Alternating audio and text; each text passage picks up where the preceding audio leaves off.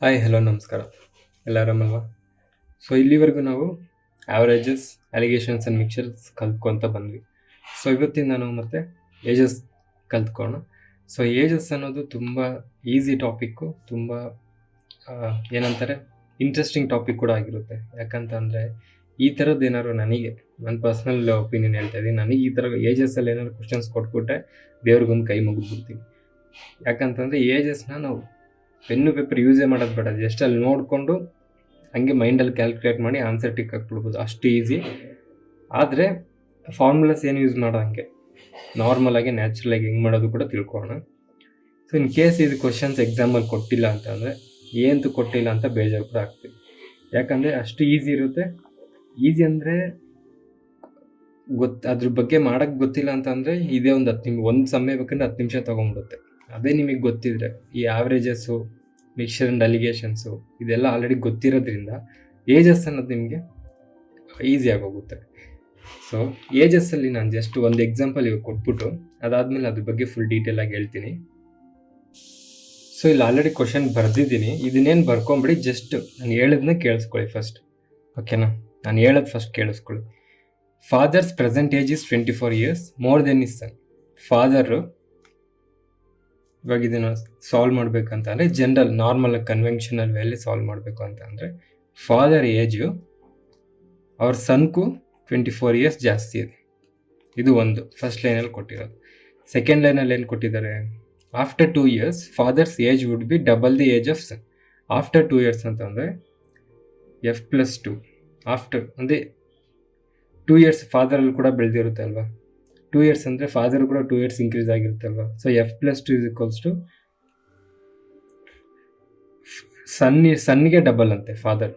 So 2 × S+2 ಅಂತ ಹಾಕೊಬೋದಲ್ವ. ಅಂದರೆ ಅವ್ರ ಸನ್ನಿಗೆ ಡಬಲ್ ಇರ್ತಾನೆ, but after 2 years.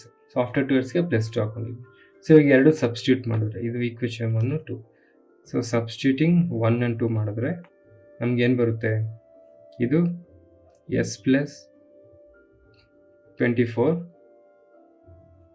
+ 2 years = 2S + 4. ಓಕೆನಾ? ಇವಾಗ 24 + 2 ಹಂಗೆ ಇರುತ್ತೆ. ಈ 4ನ ಈ ಕಡೆ ಬಂದರೆ -4 ಆಗುತ್ತೆ. ಈ 2Sನ ಎಸ್ ಆ ಕಡೆ ಕಳಿಸಿದ್ರೆ ಎಸ್ ಆಯಿತು, 2S - S ಆಯಿತು.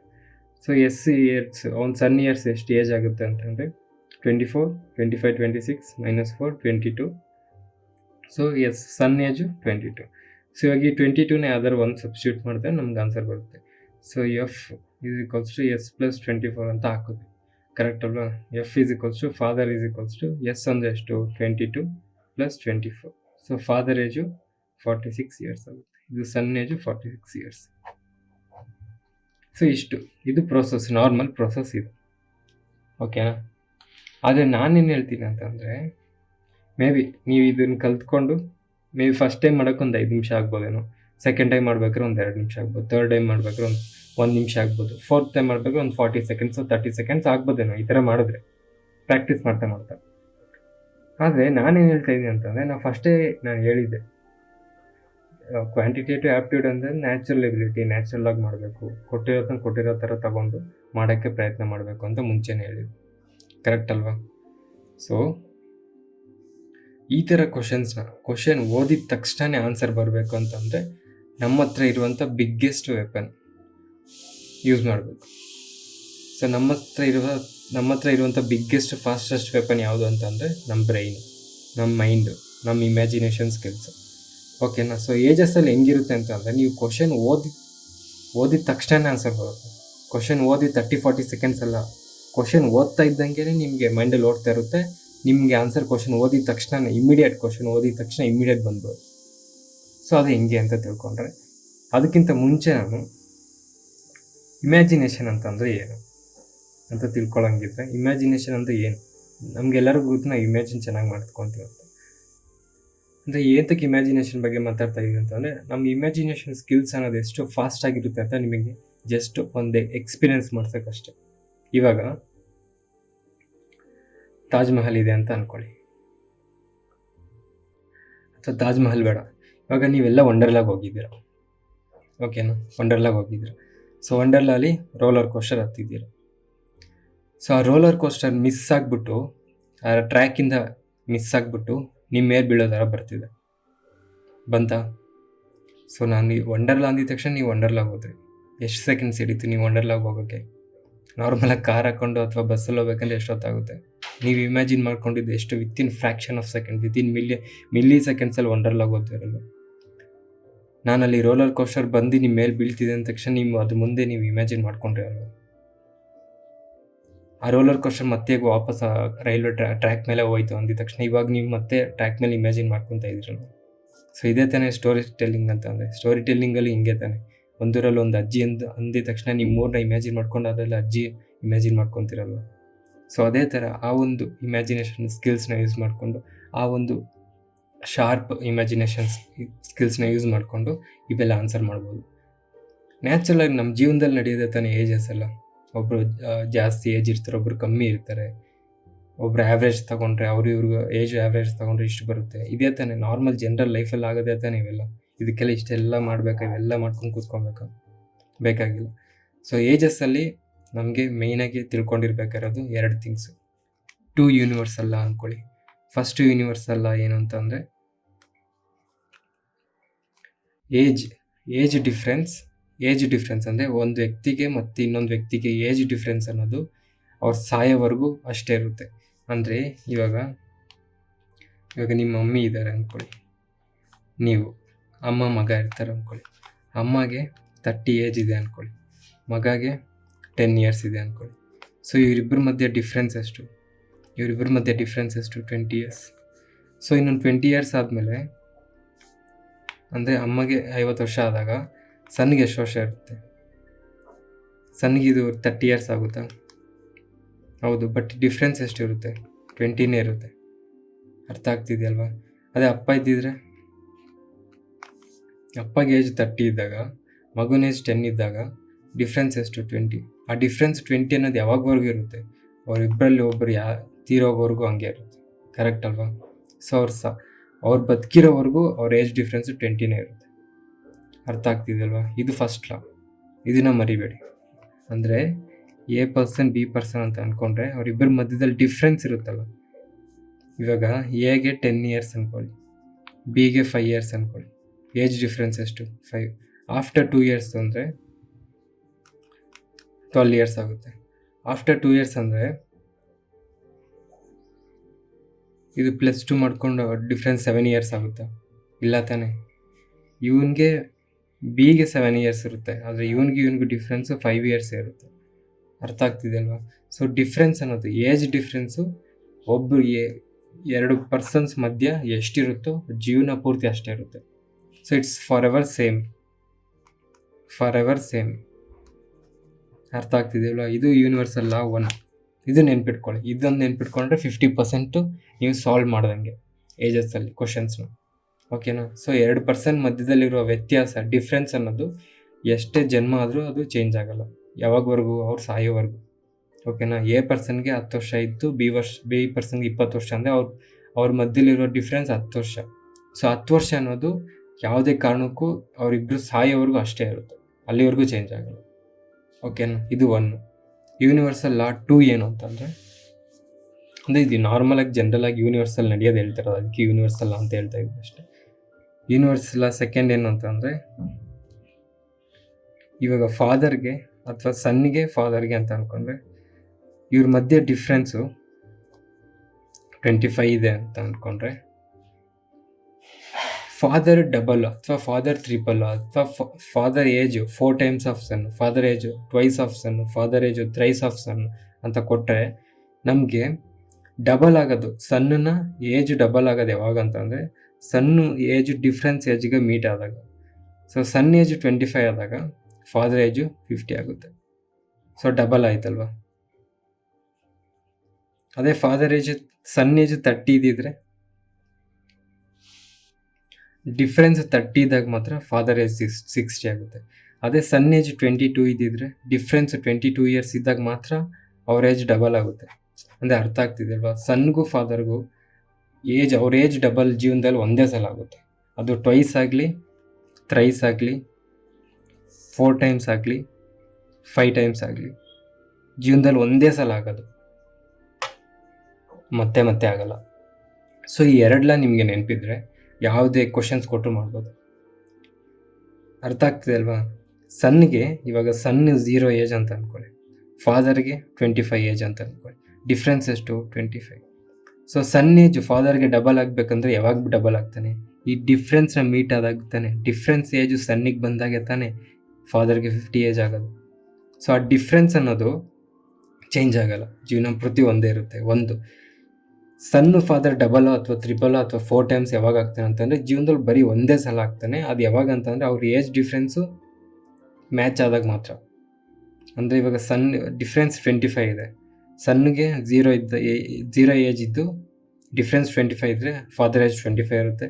ಸೊ ಸನ್ನು 25ಗೆ ಬಂದಾಗ ಅಂದರೆ ಡಿಫ್ರೆನ್ಸ್ ಎಷ್ಟಿತ್ತು? 25. ಸೊ ಸನ್ ಏಜ್ ಕೂಡ 25 ಆದಾಗ ಆವಾಗ ಫಾದರ್ ಡಬಲ್ ಆಗ್ತಾನೆ. ಅದೇ ಥರನೇ ಥೈಸು ಮತ್ತು 4 ಟೈಮ್ಸ್ ಆದರೂ 5 ಟೈಮ್ಸ್ ಆದರೂ ಸೇಮ್ ಇದೆ.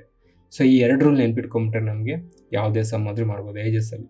ಸೊ ಇವಾಗ ನಾವು ಮುಂಚೆ ನೋಡಿದ ಕ್ವಶನ್ನು ಏನು ಮಾಡಬೇಡಿ, ಪೆನ್ನು ಪೇಪರ್ ಏನು ಯೂಸ್ ಮಾಡಬೇಡಿ. ಜಸ್ಟ್ ನೀವು ನಾನು ಓದ್ತಾ ಇರ್ತೀನಿ, ನೀವು ಹಂಗೆ ಆನ್ಸರ್ ಮಾಡೋಕ್ಕೆ ಟ್ರೈ ಮಾಡಿ, ಓಕೆನಾ? ಸೊ ಈಗ ನೋಡಿ, father's present age is 24 more than is son. So father present age is 24 more than is son ಅಂತ ಅಂದಿದ ತಕ್ಷಣ ನಿಮ್ಗೆ ಏನು ಅರ್ಥ ಆಯಿತು? ಅವರಿಬ್ಬರ ಮಧ್ಯೆ ಡಿಫ್ರೆನ್ಸು 24 ಅಂತ ಅರ್ಥ ಆಯಿತು. ಕರೆಕ್ಟ್ ಅಲ್ವಾ? ನೀನು ಬರ್ಕೊಂಬಿಡಿ, ನಾನು ಇಲ್ಲಿ ಬರೀತೀನಿ, ನೀವು ಬರ್ಕೊಂಬಿಡಿ, ನೀವು ಹಂಗೆ ನೋಡಿ. ಸನ್ನು ಡಿಫ್ರೆನ್ಸು, ಇದು ಫಾದರ್ ಏಜು. ಈಗೇನು father present age is 24 years more than is son ಅಂದರೆ ಡಿಫ್ರೆನ್ಸು 24 ಅಂತ ಆಯಿತು. ನಿಮ್ಗೆ ಅರ್ಥ ಆಯಿತು, ಕರೆಕ್ಟ್ ಅಲ್ವಾ? Next, father's age would be double the age of son. So double age ಆಗೋದು ಯಾವಾಗ? ಜೀವನದಲ್ಲಿ ಒಂದೇ ಸರಿ ಆಗುತ್ತೆ. ಅದು ಯಾವಾಗ? ಸನ್ನು ಈ ಡಿಫ್ರೆನ್ಸ್ ಏಜಿಗೆ ಬರಬೇಕು. ಸೊ ಸನ್ ಏಜ್ ಡಿಫ್ರೆನ್ಸ್ 24 ಇದ್ದಾಗ ಫಾದರು 48 ಆಯ್ತಾನೆ. ಇದನ್ನ ಯಾವಾಗ ಕೇಳ್ತಾ ಇದ್ದಾರೆ ಅವರು? After 2 years. After 2 years double ಆಯ್ತಾರೆ. ಅಂದರೆ ಪ್ರೆಸೆಂಟ್ ಏಜ್ ಏನಾಗಿರುತ್ತೆ? ಇದರಿಂದ 2 ಮೈನಸ್ ಮಾಡಿದ್ರೆ 22, ಇದರಿಂದ 2 ಮೈನಸ್ ಮಾಡಿದ್ರೆ 46. ಮುಗೀತಲ್ವ? ಇದಕ್ಕಿಷ್ಟೆಲ್ಲ ಮಾಡಬೇಕಾ? ಅರ್ಥ ಆಗ್ತಿರುತ್ತೆ ನಾನು ಹೇಳ್ತಿರೋದು? ಸೊ ಇನ್ನೂ ಒಂದೊಂದೇ ಬೇಸಿಕ್ ಕ್ವಶನ್ಸಿಂದ ಸ್ಟಾರ್ಟ್ ಮಾಡ್ಕೊಂಡು ಹೋಗೋಣ. ನಿಮ್ಗಿನ್ನೂ ಹೋಗ್ತಾ ಸ್ವಲ್ಪ ಆ್ಯಾವ್ರೇಜಸ್ ಆಗಿ ಕಾಂಪ್ಲಿಕೇಟೆಡ್ ಆಗಿ ಕ್ವಶನ್ಸ್ ಬರುತ್ತೆ, ಅದನ್ನೇ ಹೆಂಗೆ ಮಾಡೋದು ತಿಳ್ಕೊಂಡು, ಓಕೆನಾ? ಸೊ 2 ನೆನ್ಪಿಟ್ಕೊಳ್ಳಿ ಮೇಯ್ನಾಗೆ. ಒಂದು, ಡಿಫ್ರೆನ್ಸ್ ಅನ್ನೋದು ಅದು ಜೀವನ ಪೂರ್ತಿ ಅಷ್ಟೇ ಇರುತ್ತೆ. ಅದು 5 ಇಯರ್ಸ್ ಇದ್ದರೆ ಜೀವನ ಪೂರ್ತಿ 5 ಇಯರ್ಸ್ ಇರುತ್ತೆ, ಯಾವಾಗವರೆಗೂ ಅವ್ರು ಸಾಯೋವರೆಗೂ. ಅಂದರೆ ಆ ಇಬ್ಬರು ಪರ್ಸನ್ಸಲ್ಲಿ ಯಾರು ಒಬ್ಬರು ಸಾಯೋವರೆಗೂ ಆ ಡಿಫ್ರೆನ್ಸ್ ಅನ್ನೋದು ಹಂಗೆ ಇರುತ್ತೆ. 2ನೇದು, ಟ್ವೈಸ್ ಆಗಲಿ, ಥ್ರೈಸ್ ಆಗಲಿ, 4 ಟೈಮ್ಸ್ ಆಗಲಿ, 5 ಟೈಮ್ಸ್ ಆಗಲಿ ಜೀವನದಲ್ಲಿ ಒಂದೇ ಸಲ ಆಗುತ್ತೆ. ಅದು ಯಾವಾಗ ಅಂತಂದರೆ ಆ ಡಿಫ್ರೆನ್ಸ್ಗೆ ಬಂದಾಗ, ಆ ಡಿಫ್ರೆನ್ಸ್ ಇರುತ್ತಲ್ಲ ಅವರಿಬ್ಬರ ಮಧ್ಯದಲ್ಲಿ ಡಿಫ್ರೆನ್ಸ್, ಆ ಡಿಫ್ರೆನ್ಸ್ ಏಜ್ಗೆ ಮಗನೋ ಅಥವಾ ಪರ್ಸನ್ ಏನೋ ಮ್ಯಾಚ್ ಆದಾಗ ಬಂದಾಗ ಅವರಿಬ್ಬರ ಮಧ್ಯದಲ್ಲಿ ಡಬಲ್ ಆಗುತ್ತೆ. ತ್ರಿಬಲ್ಗೂ ಅದೇ ಥರ, ಓಕೆನಾ?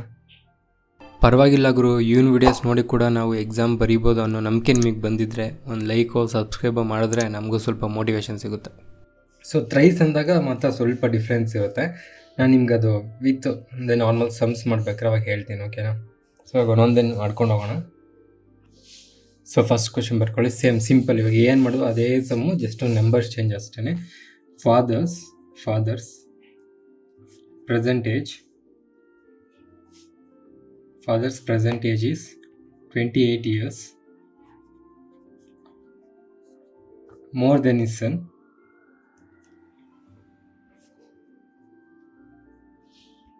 After 3 years,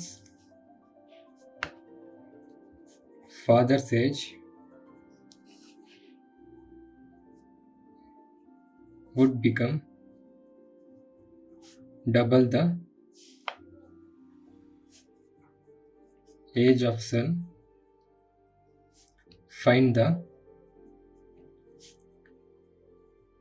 present age of first one son, second one father. So just ಇವಾಗ ಮುಂಚೆ ಮಾಡಿದ್ದೇನೆ, ಎಕ್ಸಾಂಪಲ್ ಕೊಟ್ವಲ್ಲ, ಸೇಮ್ ಅದೇ ಥರ. ಈಗ ಫಾದರ್ಸ್ ಪ್ರೆಸೆಂಟೇಜ್ ಈಸ್ 28 years ಅಂತೆ. ಅಂದರೆ ಓಕೆ, ಫಾದರ್ಸ್ ಪ್ರೆಸೆಂಟೇಜ್ ಈಸ್ 28, ಅವರ ತಂದೆಯವರ age 28 years more than is son. So 28 years more than is son ಅಂತ ಹೇಳಿದ ತಕ್ಷಣ ನಮ್ಗೇನು ನೆನಪಾಗುತ್ತೆ? ಅವರಿಬ್ಬರ ಮಧ್ಯೆ ಡಿಫ್ರೆನ್ಸು 28 years. ಸೊ ಇದು ಸನ್ ಅಂದ್ಕೊಂಡ್ರೆ, ಇದು ಡಿಫ್ರೆನ್ಸ್ ಅಂದ್ಕೊಂಡ್ರೆ, ಇದು ಫಾದರ್. ಸೊ ಇಬ್ಬರ ಮಧ್ಯದಲ್ಲಿ ಏಜು ಗ್ಯಾಪು 28 years. ಅಂದರೆ ಈಗ ಸನ್ 0 ಇದ್ದರೆ ಫಾದರು 28 years.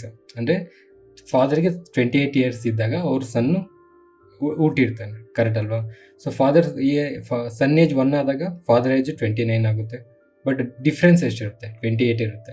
ಅದೇ ಸನ್ ಏಜ್ 2 ಇದ್ದಾಗ ಫಾದರ್ ಏಜ್ 30 ಇರುತ್ತೆ, ಡಿಫ್ರೆನ್ಸ್ ಎಷ್ಟಿರುತ್ತೆ? 28 ಇರುತ್ತೆ. ಸೊ ಇದು ನಿಮಗೆ ಗೊತ್ತಲ್ವಾ?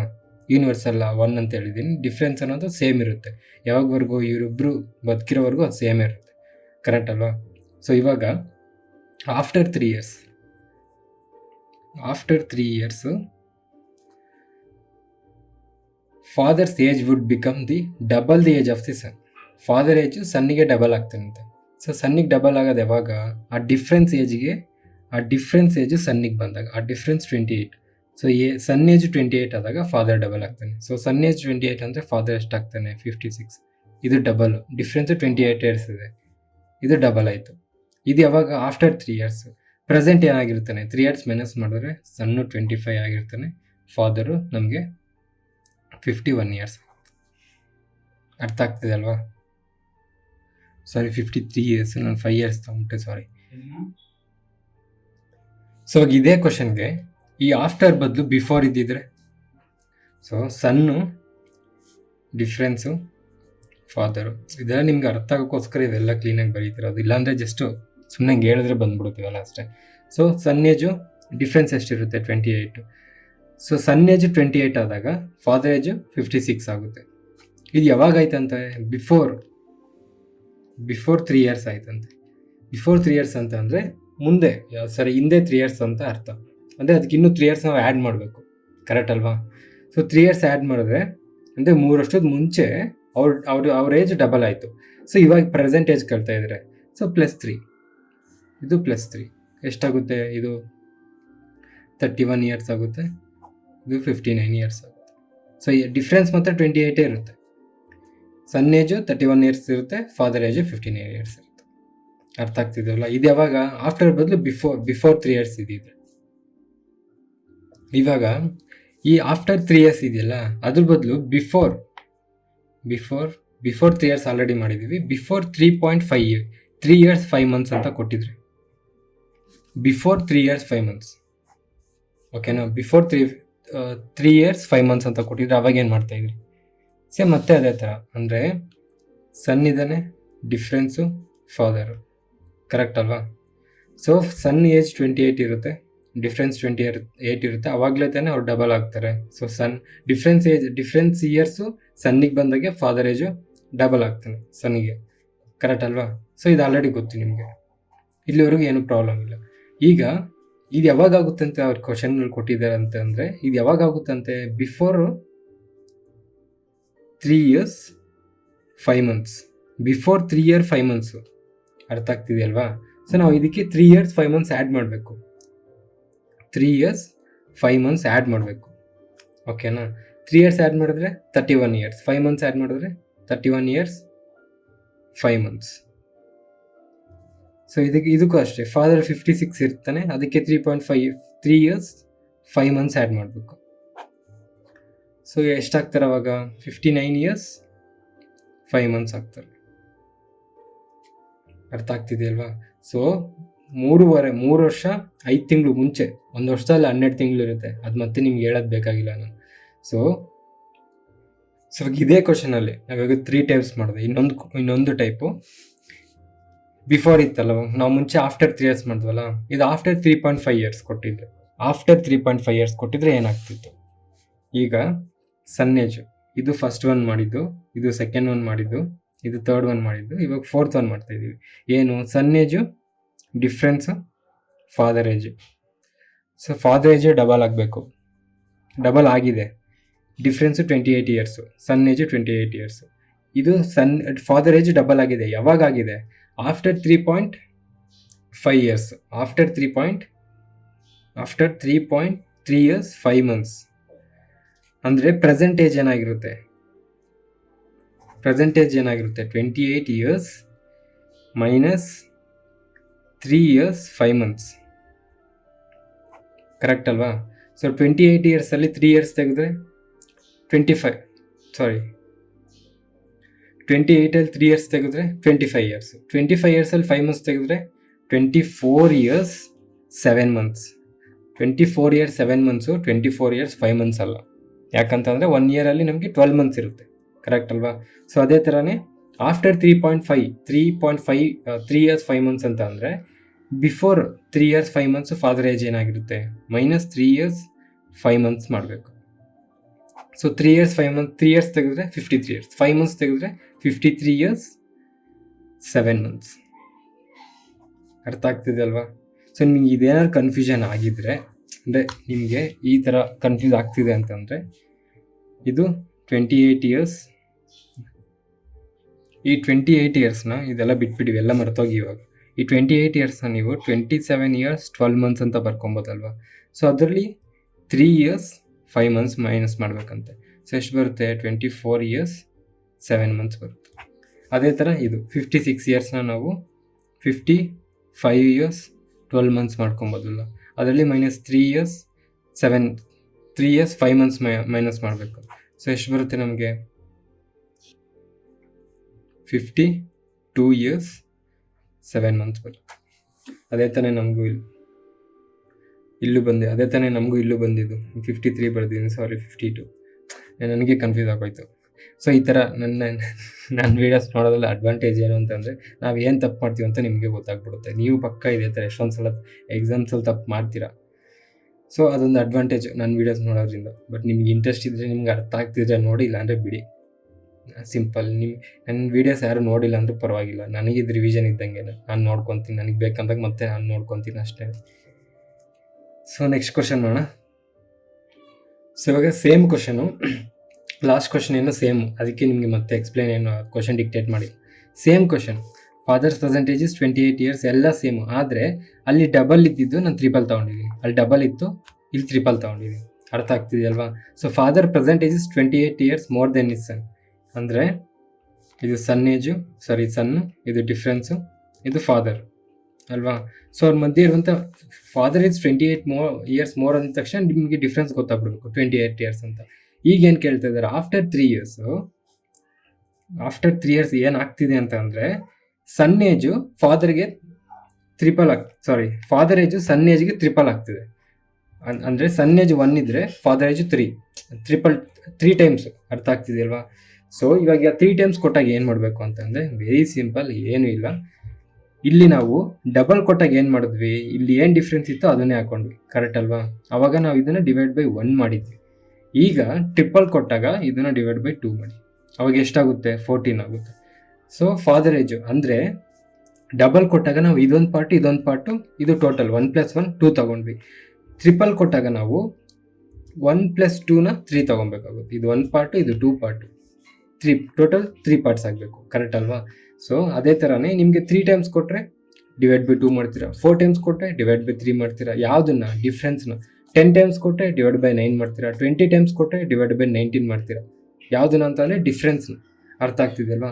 ಸೊ ಸನ್ ಏಜ್ 14 ಇದ್ದರೆ ಫಾದರ್ ಏಜು 42 ಇರುತ್ತೆ. ಸೊ ಇದು ಟ್ರಿಪಲ್ ಅಲ್ವಾ, 3 ಟೈಮ್ಸ್ ಅಲ್ವಾ, ಕರೆಕ್ಟ್ ಅಲ್ವಾ? ಅವ್ರ ಏಜ್ ಡಿಫ್ರೆನ್ಸ್ 28 ಇದೆ ಅಲ್ವಾ? ಸೊ ಎಲ್ಲ ಕೊಟ್ಟಿರೋದು ಎಲ್ಲರೂ ಸ್ಯಾಟಿಸ್ಫೈ ಆಗ್ತಿದೆ ಅಲ್ವಾ?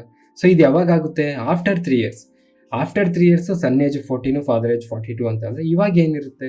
-3 ಇಯರ್ಸ್ ಮಾಡಿದ್ರೆ ಇದು 11 ಇಯರ್ಸು, ಯಾರ್ದು? ಸನ್ದು. ಫಾದರ್ದು 39 ಇಯರ್ಸು, ಇದು ಫಾದರ್ದು. ಅರ್ಥ ಆಗ್ತಿದೆ ಅಲ್ವಾ?